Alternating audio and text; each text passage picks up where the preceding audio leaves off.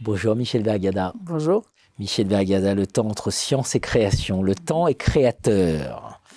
L'intégrité académique, les nouvelles frontières, pardon, de l'intégrité académique. Vous êtes la spécialiste de la question de l'intégrité, des sciences de l'intégrité. Et vous êtes présidente de l'IRAFPA, l'Institut de recherche et d'action sur le fraude et le plagiat académique. Oui.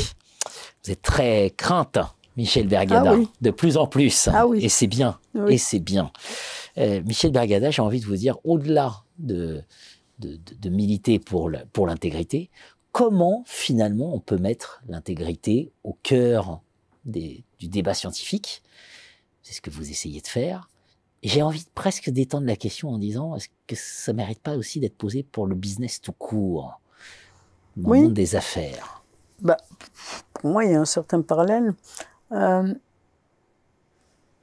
fait, quand j'ai fait mon PhD, j'ai un PhD canadien, j'ai jamais eu besoin d'avoir des cours d'éthique ou d'intégrité comme on fait maintenant. Allez, vous me faites on ferme les yeux, vous faites un petit questionnaire, après vous donnez les questions sur un MOOC quelconque sur l'intégrité. C'est pas ça. J'avais des cours de méthode.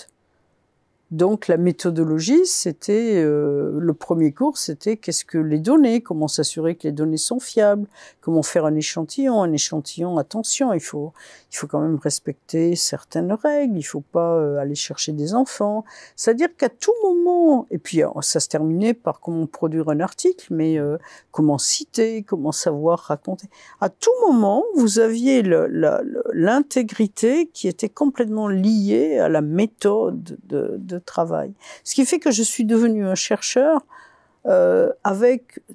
Et puis, si vous voulez, on se posait des questions, quand il s'agissait de poser une expérimentation, on avait Popper obligatoirement à lire, ou on avait Kuhn, ou on avait des auteurs, Popper, on cherchait le signe noir, on avait cette logique qu'on ne pouvait pas faire de recherche sans que chaque étape, chaque moment de la recherche soit lié à des questions d'éthique.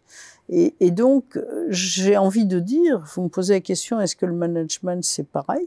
Je pense oui, parce que quand vous prenez une décision, que vous êtes un dirigeant, il n'y a pas une décision qui n'impacte pas aussi bien des hommes et des femmes, qui impacte des systèmes. Donc, si vous n'avez pas l'éthique qui est liée à chaque moment décisionnel, vous n'êtes pas un responsable. Ça, c'est clair. Quand on est responsable de sa recherche, c'est-à-dire qu'on a maîtrisé, on a douté.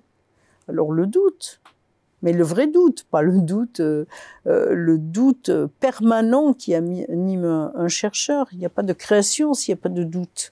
De doute sur ce qu'on a fait, sur ce qu'on a dit, sur ce que l'on est, sur ce que l'on va partager ou produire.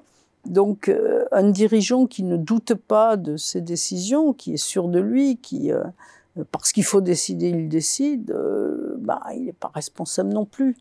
Donc la vraie question, ça serait selon moi, comment enseigner le doute à nos étudiants, comment remettre le doute au cœur du débat, pour nous, académiques. Et donc ce qui est formidable à l'IRAFPA, c'est qu'on est tous de disciplines différentes.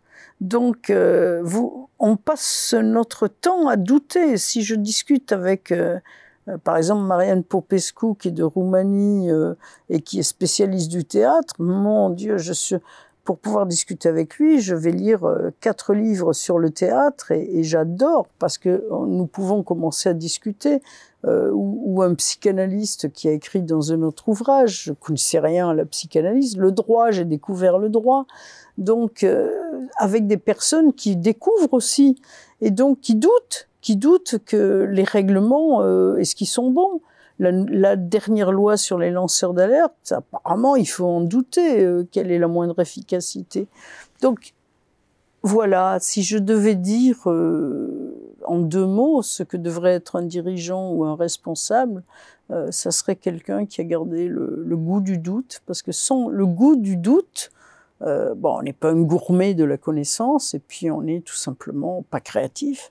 On ne mérite pas nos 4 étoiles au Michelin, ça c'est sûr. Merci Michel Vergada. Merci.